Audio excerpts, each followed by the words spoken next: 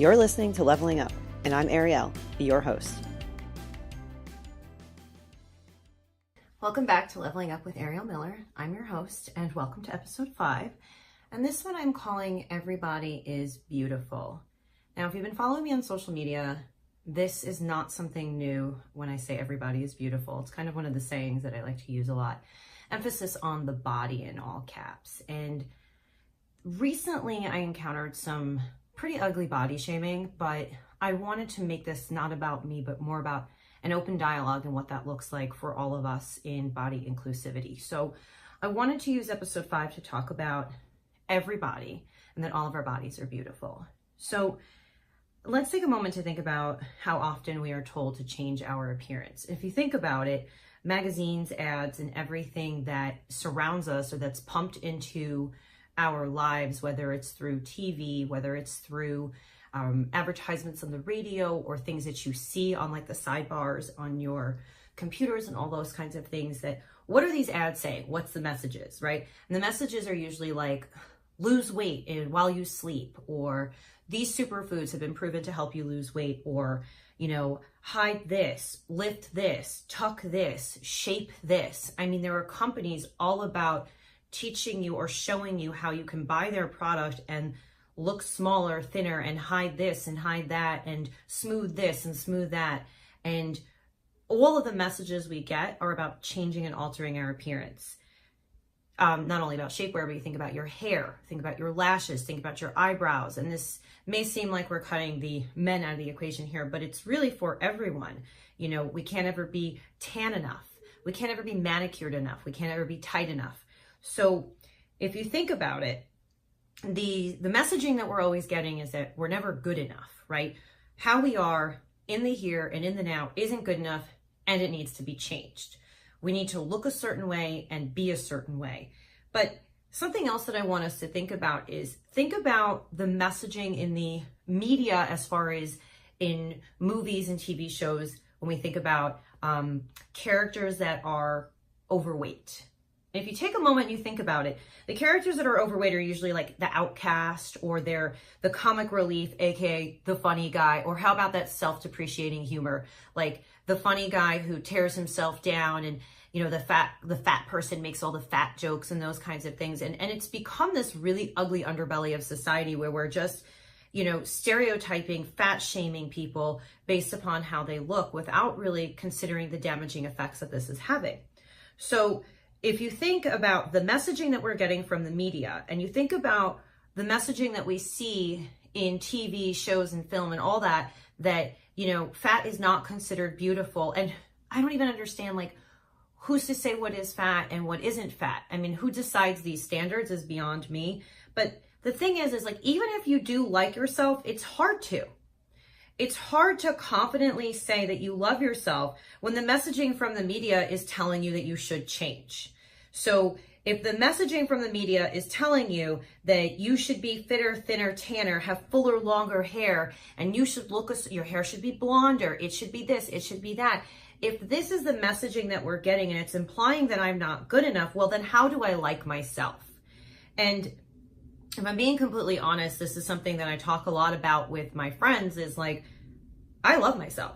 I really do like myself. And when the world tells me that there is something wrong with me and my body, like my body is considered undesirable and that my features are precisely what we're trying to change, you know, it's hard for someone who really, truly, and authentically likes themselves to continue telling themselves, I like myself, I like myself, I like myself, when all of the messaging completely negates that. So it becomes even a more challenging struggle, as far as I'm concerned, to continue to celebrate myself if continuously I'm fighting this uphill battle.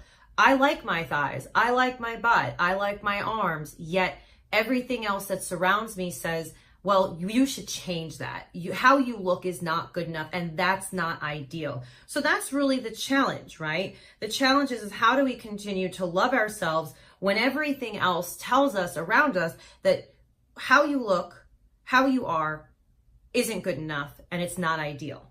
So where does this lead us is my question. So in a world that tells you that there is something wrong, I want us to think about the damning effects of body shaming. And I wanted to define body shaming because I want us to remember throughout this episode that words have power. Body shaming, noun. The action or practice of humiliating someone by making mocking or critical comments about their body or size.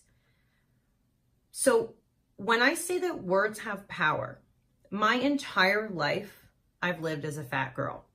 And I've had this conversation recently with someone on social media, and also while looking at a trainer posting their base and how their base was very different from where they are now, and how their base comparative to mine was significantly different. So your base, like let's say your natural genetic coding, right? I've mentioned this before on my podcast. My natural genetic coding is on the fatty side. Some people's genetic coding is on the lean side. So just like I don't know what it's like to be on the lean side, and I'll get to that later in this episode, being a fat girl is something, completely different. We all have our own struggles. So I've lived my life as a fat girl, and I've mentioned that before. I've mentioned that I have had to shop in the husky section is what it was called when I was a kid. I've mentioned that when I was a kid, I had an eating disorder, and I can't really kind of pinpoint where this came from. What I can say is that I was overweight. I was ridiculed mercilessly by the kids for it. I didn't have many friends because I wasn't cool. I wasn't pretty. And the other thing is like my parents worked, so I wasn't able to participate in all the other things that the kids participated in. So I couldn't go to after school activities. I didn't dance. I didn't play soccer. I didn't play softball until I was much older. And at that point, the friendships had already been formed, and everyone had already formulated their opinions about who you are, how you looked, where you were from, and what they thought of you kind of thing. So for my entire life, I've always had this kind of disordered mentality when it came to my eating, my fitness, and how I saw myself. And it's always been a struggle where I always would call myself fat to people. I'd say, oh yeah, I'm fat. And now as I've gotten older, I've become hyper aware of if you're ever around someone and you say, oh, I'm fat, if you look at people's reactions, like it makes people uncomfortable. And I'm not fat. So it probably makes people feel even more uncomfortable because it might seem like a ploy for attention, or that I truly am authentically suffering from some sort of body dysmorphia. And then at that point, there's a cause for concern. But since I have struggled with feeling like there was something always wrong with me, my problem areas, if you will, have always been my thighs or my glutes and my midsection. For my whole life, even my father would make fun of my thighs. I have been mercilessly taunted for the size of my thighs. And it wasn't until I've turned this corner much later in my life that I started to really embrace my thighs. But growing up, it was hard. It still actually is really hard for me to buy pants. And my thighs have been a source of insecurity because they are huge. My dad calls them cone legs because there's like an ice cream cone down by my ankle and my foot. It like tapers, and as you go up towards the towards my belly button at the upper part of my leg, it just gets wider and wider and wider. So those are my legs. I have cone legs. Recently, I was at the Antelope Valley, California Poppy Preserve, and I've mentioned the poppies as well. But we're having this amazing super bloom of the California poppies and other wildflowers here in California. So I had gone to go see the flowers with my friend, and we had wanted to celebrate taking photos on the trail because all of these thousands of people are trampling the trails and they're rooting the flowers. And I wanted to show people that you can go and enjoy nature's splendor and not ruin it. So as I'm posting up to take this photo on a bench with the flowers behind me, I'm wearing short spandex shorts and a little sweatshirt. And I was leaning back with one leg bent, and I was like looking off.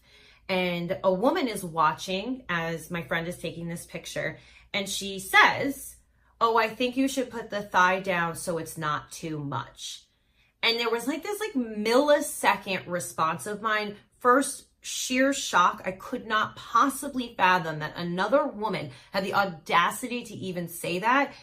I couldn't even wrap my head around it. So then I swivel my head over to her, to which I say, well, these are my thighs and I'm not ashamed of them. And that was that. So we grab my phone, we start walking again. I would say about 20 minutes later, we encountered the same woman and I was taking photos again. And then I turned to her and I say, oh, well, don't worry, my thigh's not in this one. And perhaps that probably wasn't the most appropriate thing for me to say or the most appropriate reaction, but it certainly did open up a dialogue. And that's the point, is the point of what I'm trying to share is that what this is about when I'm talking about everybody is beautiful, when it comes to body shaming, body inclusivity, body positive, body positivity, body exclusivity, is that I want to shed light on how we can work together to empower all bodies. Because every single body, every single shape, every single size, every single color is beautiful. And who am I and who are you and who are they to say otherwise? Because like I mentioned earlier, words have power. I would be lying if I said to you that every time someone said something nasty to me about my body, that it didn't hurt, because it hurts. I have been told on social media by typically men that I would look better if I were thinner. And it's hurtful no matter who it comes from, where it comes from, and how it's said. And it's even more hurtful when it comes from people who care about you or you think care about you. And it becomes a point where you start to doubt everything about who you are and your self-worth. And that's what this shouldn't be, because our body should not be toggled to our self-worth, because we're so much more than what's on the outside. It's about what we have going on in here. It's about the integrity with which you live your life. It's about the legacy you leave behind in this world, because at the end of the day, it doesn't matter if your thighs touch or if they don't touch. It doesn't matter how full your hair was, how long your lashes were, or how tan your skin was. It matters what ripples for all of eternity. So let's continue to consider how we can rewrite this dialogue. So the questioning that I have for you is, how do we change this messaging? And I'm going to come back to these questions later on, is how do we change these questions? Or excuse me, how do we change the messaging? How do we play a role in said messaging? How do we stand up to others and for ourselves, which self-advocacy is really important. And I mentioned that in my last episode, in episode 4. How do we create a body inclusive culture and a culture that is body positive? Now, I recognize that over the course of this episode, we're likely not going to come to that answer, but I want us to start thinking about how each and every one of us play a role in change, and how we can stop talking about how there needs to be change and how we need to actually work consciously and actively for said change. I think part of creating this change, first and foremost, comes from telling our stories, sharing our struggles, which ultimately brings us together. And what it really says is that we stand united. We're not scared of being vulnerable, but what it also does is it shows that you're not alone. What I have done for this episode is I have compiled a bunch of stories. In addition to my own, which I've shared, I wanted to use this episode as a way to unveil what we battle in the world every day from other people's words, and how damaging they can be, and how we must stand together to fight this, that we must stand up to companies, to people, to family, to whomever feels the need to comment on your body, because you don't need permission to look a certain way. You don't need approval to look a certain way. So let's keep that in mind.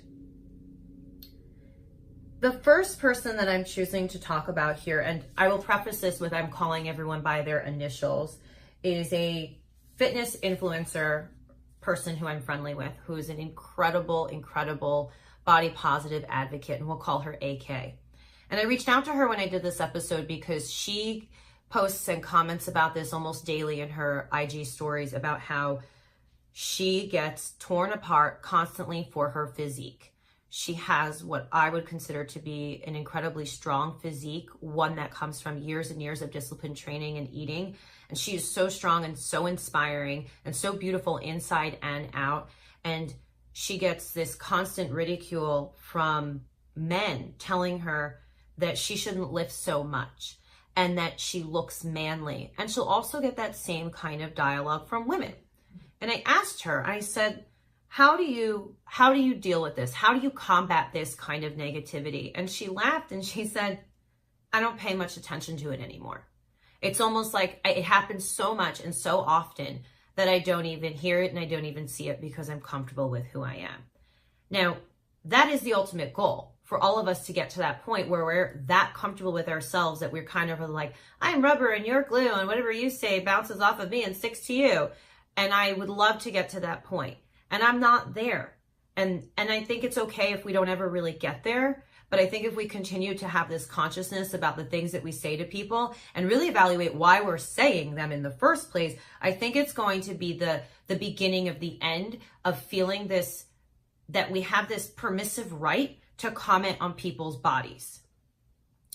The second person that I'm going to talk about is a person who was actually a former student in my classroom many, many years ago. We'll call her CM. She shared 2 anecdotes with me, and she shared anecdotes about being bullied for her legs when she was in high school. She was being bullied that they were too big, and she felt embarrassed and ugly. And I want to just re-emphasize that we should never, ever tear someone down for the sake of tearing someone down, because what we say impacts people's psyches. To which she also shared that along the same vein of thighs, she had been having a conversation with a coworker mentioning that when it's hot out, her thighs chafe. And I don't know about you guys, but when it's hot out, as someone who's got the thickest thighs around, like wearing dresses in the summer, it's not cool and it's not comfortable. How many of you ladies out there are like, oh my God, I have to wear spandex underneath my dresses because my thighs rub together? Apparently the life hack people say is powder. Been there, done that, doesn't work. I'm probably getting to that point where I'm going to use like Body Glide, which is what marathoners use so their bodies don't chafe. If you've used Body Glide, or if you have like a life hack to keep your thighs from chafing, please share. I would love to be able to share that with other people. But coming back to CM, she had said that she had commented when it was hot out that she had hated that her thighs chafed when it was hot. And her coworker said, yeah, well, my thighs have never touched, so I don't know what that feels like. And lots of people's thighs haven't touched. But there is a way to phrase things or to contribute to the conversation in a way that is useful instead of hurtful. Really simply said is like, I can understand that might be really uncomfortable. And then leave it at that. But there is no need to give this like backhanded, like, oh, I don't know what that feels like. The victory here for CM that I want to share, and she had mentioned this to me, is that now that she's older, she loves her thighs and they're her favorite part of her body. So we have like these 2 anecdotes that I've shared so far with AK and with CM, and how, you know, AK doesn't pay much mind to it anymore. And she's had plenty of time to develop that thick skin, and how CM, again, it took time for her to embrace this part of her body that other people have told her wasn't good enough. Another student of mine shared that, actually, excuse me, it wasn't another student, another person rather is what I meant to say, had reached out to me on Instagram by the initials of MW. And she's a dancer. And she had said that her college mentor in her modern dance program had said a comment to her that was completely off color. So to preface this conversation, she had gone to see her professor to have her sign off on paperwork so she could come dance in Los Angeles. That was the purpose for her meeting with this instructor. And at this point, the instructor felt the need to tell her that she would do a lot better in the program if she lost 20 pounds. So I ask you, what does this girl having to go work in Los Angeles have anything to do with needing to lose 20 pounds? I don't get it. And what I don't understand is why someone felt that it was okay to just offer this unwarranted, unsolicited comment on this person's body. BC was in a performing arts program as a section leader. She wasn't the section leader, but the section leader said something to her. She was halfway through a month-long tour where for 7 days a week, 8 to 12 hours a day, they marched on a football field, and they were at dinner, and her section leader in this program said to her when she went to go get seconds that she didn't need any extra weight. And I asked BC, what did you do? And she said, I looked at my section leader and I went and got seconds. Good for you, BC. Miss SW is a fitness professional, and Miss SW is also a dancer. And Miss SW recently had serious back surgery, and she had been out of work for 3 months, and she was getting her pre-op physical when she went to go see a doctor for the pre-op physical, and she had gained some weight, which would make sense because as a fitness professional, you're very, very active. But also prior to this person's spine surgery, prior to SW's spine surgery, she had been out of work, like I mentioned, for 3 months because she was directed to not move her body, to keep her body safe. So then the doctor says to her, oh, well, you should really be more physical. And SW shared that this made her feel really vulnerable because she's aware of the changes that her body is experiencing as a result of the changes in her physical activity. But here she is having a very, very high risk surgery for her spine so that she can return to physical activity, and she's scared. And then there's this callous, inconsiderate remark about her weight. And then when SW brings to light the whole scenario and situation, she said the doctor had, some backpedaling to do. NR had a distant relative come visit her, and the distant relative says to her, you used to look so beautiful. What happened? You should eat more. And she shared that she had recently lost weight as a result of hormonal changes, but also because she was growing up. She was getting older and she had grown taller. And I had asked her, I said, well, what did you say? I mean, it's always really shocking when family has the audacity, or I think family thinks that there is this no filter necessary when it's family. So I had asked her, I said, well, what did you say? And she said, frankly, I couldn't think about what to say, but this person was my elder. So out of respect for the fact that they were my elder, I couldn't say anything. I felt paralyzed because by proxy of them being my elder. However, if I were given the chance to speak up for myself, what I would say is, how would or does gaining weight benefit my beauty? And that's the transition, because what I have shared are with my story and previous stories about when we think of body shaming or body positivity, we think that it's about this culture of people that are maybe thicker than what society says are thin is beautiful, right? We think of maybe our plus size models and that kind of culture. We think of women with thick, juicy thighs and soft midsections, and all of those images are what we associate when we think of body positivity. But we tend to not think about this other side of when people are extremely thin or extremely skinny and how they're affected by people's commentary and the world's exclusions of their bodies. So let's keep that in mind as we transition, because this whole concept of words having power is not just about to people who we think are overweight or people who we think are larger in size, because people, regardless of size, regardless of shape, and regardless of color, are not impervious to people's terrible words. LP. And this is really hard for me to share because it's really near and dear to my heart. So LP has been thin most of her life. And as a result of a chronic illness called scleroderma, which my husband also has, and I think I've mentioned this, she's lost a lot of weight. And at this point in her life, she is considered vastly underweight with the thigh gap and the whole thing. And she explained that the looks that she gets from people, she said, to quote her, that she can't describe it, that people will look her up and down and people will stare at her in horror because she is so thin. She hears people comment all the time on her body size. And she shared an anecdote about being at Target and how she went there to go get kitty litter one day. And she hears this girl say, did you see how skinny she was? And LP recalls having to fight back the tears and how she beelined for her car as fast as she could, and she cried.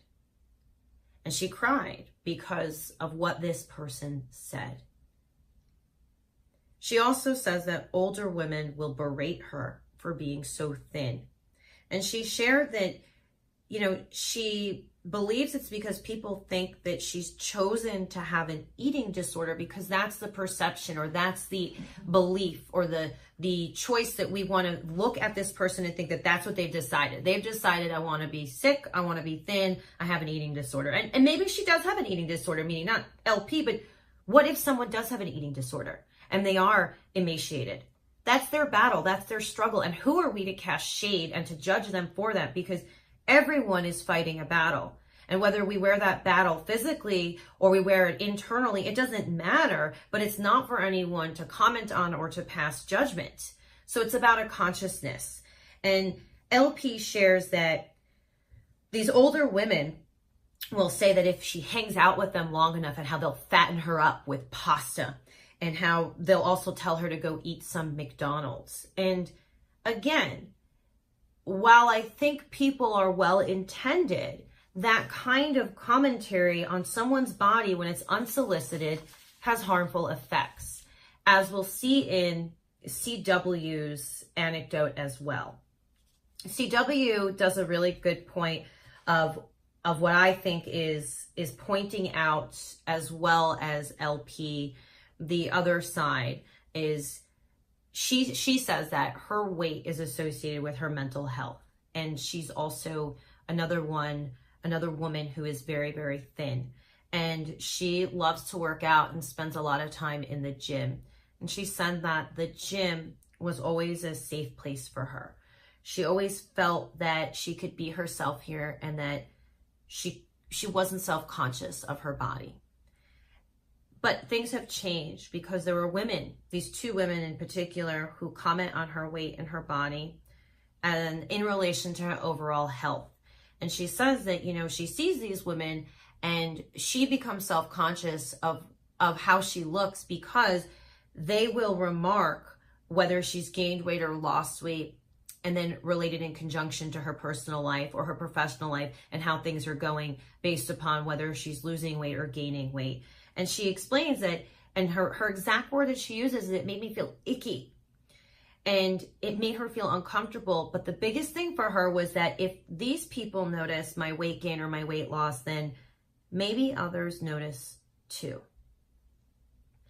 And I want to point this out because CW said something that I thought was transformative.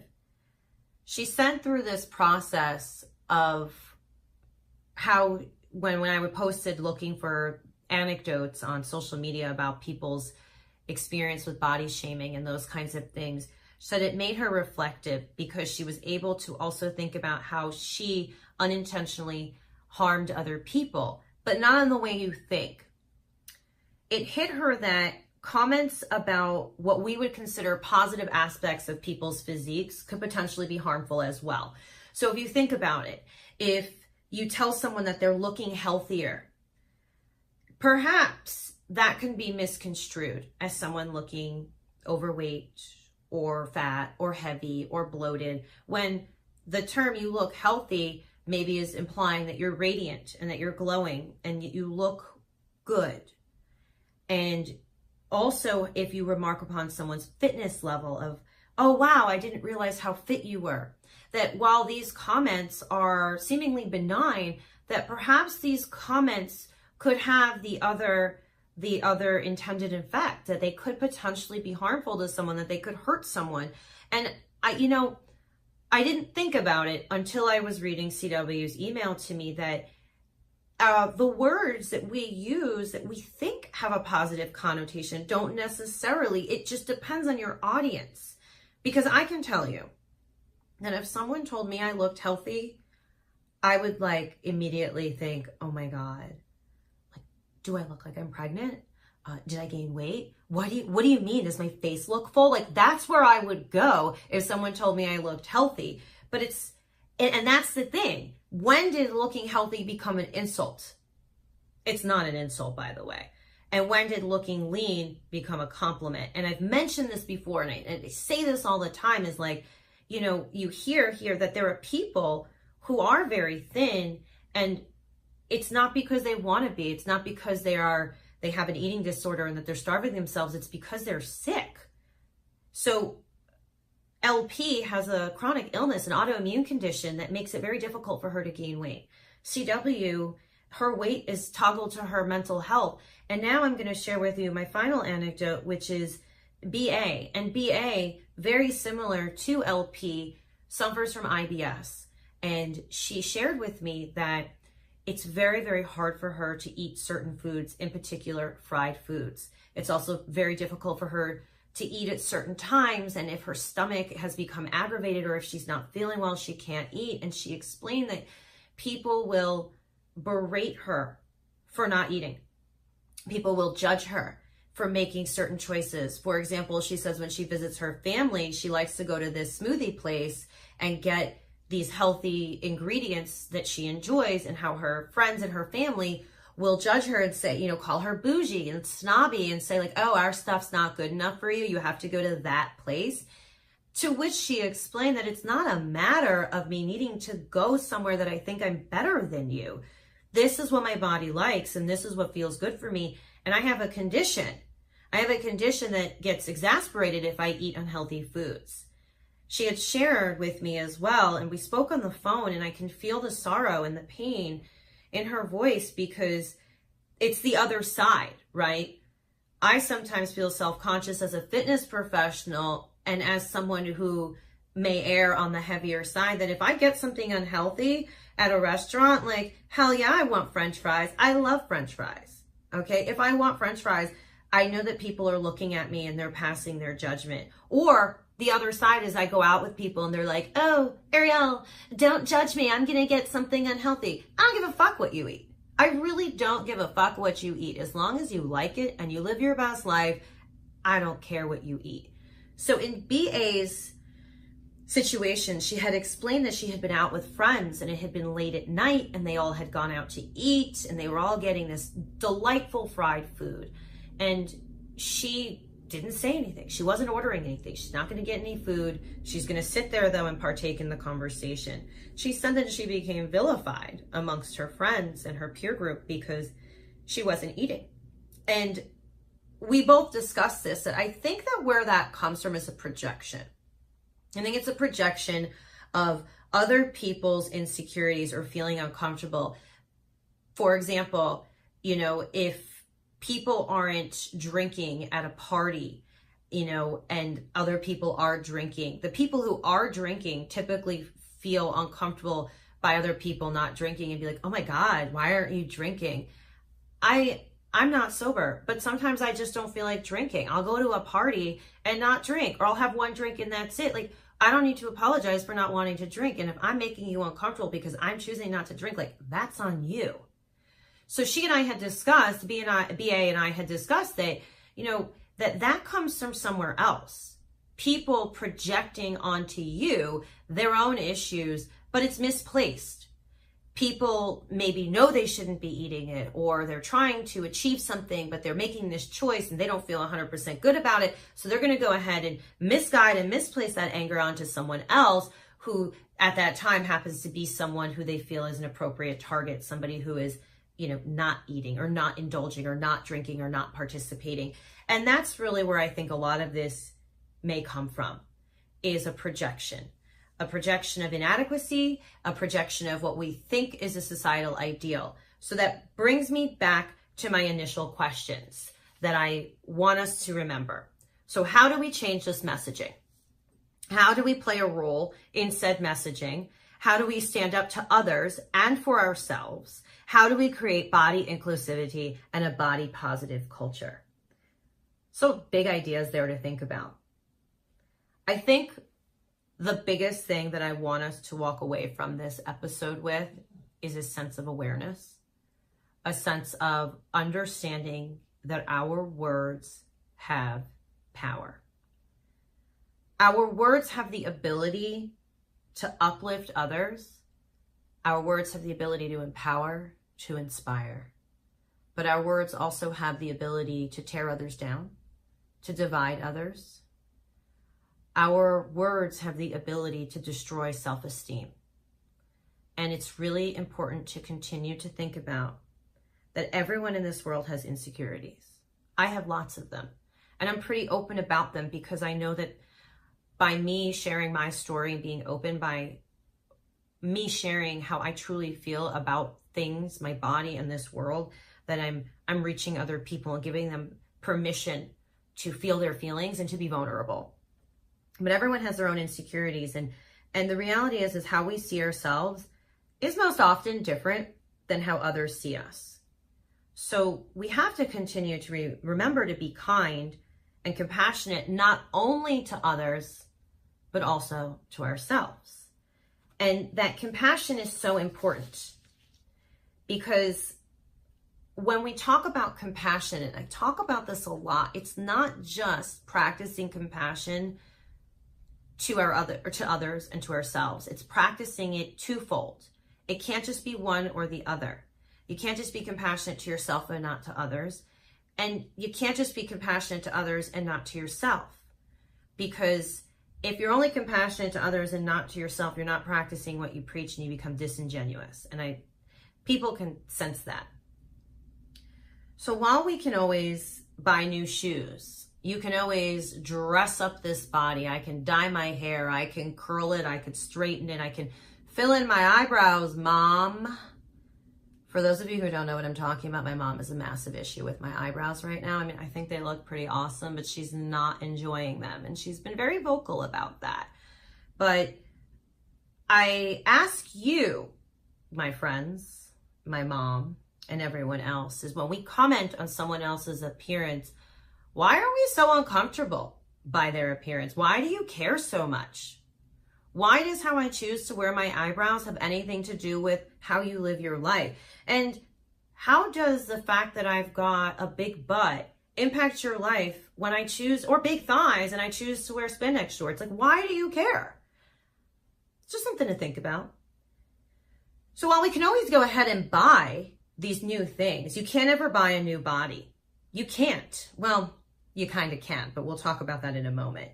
So I think it's important to remember that we have to nourish the body, not just with wholesome nutrients and those kinds of things. It's that we have to nourish the body with healthy thoughts, with wholesome thoughts, because what you think certainly does become a reality. But we have to keep that positive dialogue, because if we feed our bodies, hearts, and minds positivity, it truly seeps through your pores. It truly radiates from inward to this outward world. So the work has to be done inside first. You have to come to peace with who you are. You have to truly, wholly, absolutely, utterly, unapologetically love this body. Love this skin, love this hair. And I say this skin, I don't have good skin right now. My skin is a mess, but I'm taking the steps to heal it, to heal myself, to make it better. And you know what? In the meantime, so I wear a little makeup. Now I have an excuse to go buy some new highlighter, much to my husband's dismay. You just have to make the best with what you have and love what you have, because how can you expect other people to celebrate what you have if you yourself don't? You can't expect other people to love you and to love this. And by this, it's the whole shape, the whole form, the whole color, if you yourself don't embrace it. So here's what I think we need to do is, one, we need to identify people in our lives who are body positive, who are body inclusive, who are maybe even body neutral. And by spending time with these people, or like I had mentioned in a recent episode about your news feed on Facebook and social media on Instagram, is that finding these people who evoke those positive emotions, but finding people who you know can be that body positive advocate for when you're struggling, because those people will be helpful on your own journey. And they'll help you when you're struggling with, that internalized body shaming, and they're going to help you view yourself and others in a more positive way. So identify those power players in your life. And if it's not someone you know intimately, maybe form a relationship with someone, or Perhaps you follow someone who inspires you, but it's an opportunity to build a bridge. I think the most important thing beyond finding your people, and I mentioned doing the inward work, is finding what you love about your body. As I mentioned before, with AK and CM, they have embraced their bodies. Parts that other people have deemed ugly or not good enough are now parts of their body that they enjoy. So what do you celebrate about your body? I will share what I celebrate about my body. First of all, something that really bothers me is when people will give me a backhanded compliment and they'll be like, you have a great butt. Butts are so in right now. And I will be like, thank you. And in my head, I'm like, so you're telling me that my butt is in right now, so it's great? Well, in the 90s, when heroin chic was in, was my big butt not cool? I mean, come on, it's my body. Is there ever a thing or a time when a body part is in or not in? Like, why do we have trends where it's like big boobs are the thing, super long hair is the thing, women are getting butt implants? Like, why are body parts trending? That's what we really need to continue to think about, is how we've arrived at this point where body parts are now trending. My butt is not a fad. My butt is my butt. And no matter what I do, it's gonna be bootylicious till the day I die. So have I learned to embrace it? Yep, I've learned to embrace it. I like it, it's meaty, it's juicy, and you know what? It's mine. It's mine, that's it. And I have to own it. And if I don't love it, then I can't expect the world to love it. And here's the deal. I don't care if the world likes it. I am not asking for permission. I am not asking for you to like it. It is what it is. I want us to remember that part of this process is confronting those who perpetuate body shaming. I have a friend whom I love dearly who struggles to really, I don't know how she struggles, but what I will say is I don't think understands what it's like to walk in someone else's skin, because she errs on a naturally thinner side. Her body fat is significantly lower than mine and than most people, and she's got a wonderful physique, and I don't ever want to take that away from her. However, a compliment that I have been given by her in the past, not now, was, oh wow, you're thinner than me. That's not a compliment. That's hurtful. And at the time, I didn't have the strength to stand up to her and say, like, that's not cool. Like, that hurts my feelings. And I think I just said, and walked away. Recently, and I said recently in the last year or so, the same person, we'd be at the gym or we'd be out, and this person would be, oh, I'm so fat, and would grab her non-existent belly fat. And I said to her, I said, you know, it really hurts me when you say that. It really hurts me when you say you're fat, because you're not. And I'm not fat either, but as someone who truly knows what it's like to struggle with this constant dichotomy of I love myself, but the world tells me I shouldn't love myself, or I'm not good enough because I don't look like you. You know, when you say something like that, it's really insensitive. And it was a turning point, because I don't think up until that point she realized that her words had power, that she's not fat. She knows she's not fat. But what she meant to say was, I don't feel good about myself right now, or I feel bloated, or I feel uncomfortable, or I'm not as lean as I've been, or whatever it may be. But it was, again, an opportunity to have a dialogue, because I confronted her. Because words have power, right? Words have the power to divide us or unite us. So potentially a conversation that could have pissed me off and I could have been like deuces and gone in my own direction, I used it, like I mentioned, as an opportunity to kind of bring us back together to build a bridge. My big call to action for you, everyone, is to demand that companies represent body inclusive models, period. This is my call to action. I am asking you to advocate that companies use bodies that represent body inclusivity. For the love of God, I want to scroll through social media. I want to open up a magazine. I want to drive through Los Angeles and see a billboard with a girl who looks like me. I don't want to see the same body type perpetuated over and over for a toxic mindset. We need to demand that companies start representing bodies of various shapes, various sizes, and various ethnicities. And on my own crusade, I've started to do the following. I've started to do it to the point where now people on social media will start sending me advertisements from other pages because they know I'm going to reach out.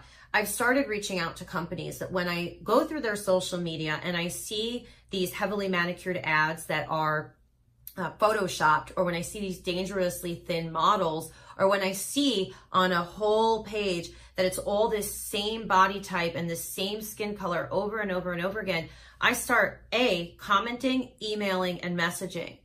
And I'm not coming from a place of anger and frustration. Use your words. Like I say to my students, use your words. You are smart and you function as a person of high intellect. You are articulate. Stand in your power and own your awesome and advocate for yourself. Advocate that our society start to celebrate body inclusivity. Email companies and demand that we start representing a more wider scope of women, men, and athletes in this world. What makes our world such a beautiful place is we're all different. Different colors, different religions, different genders, different ethnicities, that eat different food. All of that is what's beautiful and should be celebrated. But if we're celebrating or not celebrating, if we continue to just, pump out these Stepford images, it's damning.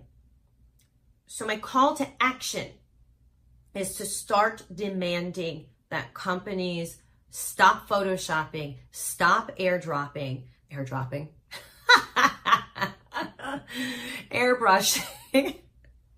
I'm not editing that out because that's hilarious. The airdropping. That they stop airbrushing their photos, and that we start demanding that these companies represent body inclusive ads. We need to do the work on the inside. So doing the work on the outside is a small short-term fix. So if you don't like your face, for example, I'm having issues with my skin, I can in the short term cover it with green concealer and powder and bronzer and highlighter. But that's not the solution. It's a temporary fix to a greater problem, whether it be hormonal, and that's why I'm experiencing issues with my skin, whether it be that it's a topical situation from my sweating, wearing my makeup in the gym, whatever it can be. So I've started to seek the help of an esthetician who has given me products to help with my skin that's specifically tailored to my unique issues and what I'm battling. It's taking that action. It's doing the work. The easy part is putting the Band-Aid on something, right? So if you don't like how you look, going to get plastic surgery, while I do not judge at all, more power to you as long as you love yourself. I don't care what you do. But I implore you that if you're going to make these moves and you're going to do something as drastic as plastic surgery, is that you do that inner sizing as well. And I say inner sizing because we exercise the physical, which also does impact the mental. But if we do that inner sizing, that real work on the inside, then we start to repair so much more.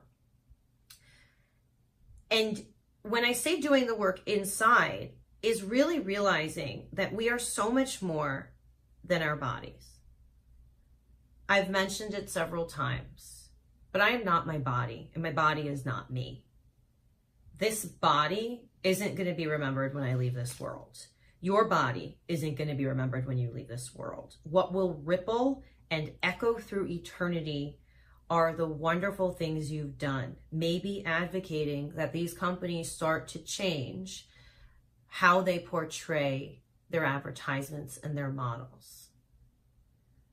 What you do and what you hold and what you feel in your heart does and should matter. So I implore you to hold other people accountable, but also to hold yourself accountable to loving the skin that you are in as we continue to fight this battle together. thank you so much to listening to Leveling Up. My name is Ariel. It's been a pleasure sharing this journey with you. And I'd like to remind you that everybody is beautiful. If you would like to find me on social media, you can find me at Ariel_Miller, and I would be more than happy to interact with you if you go ahead and hit me up and let me know the kinds of things that you'd like to hear. Again, thank you so much for your time, and I'm looking forward to tuning in with you next week. Love you, mean it. Mwah!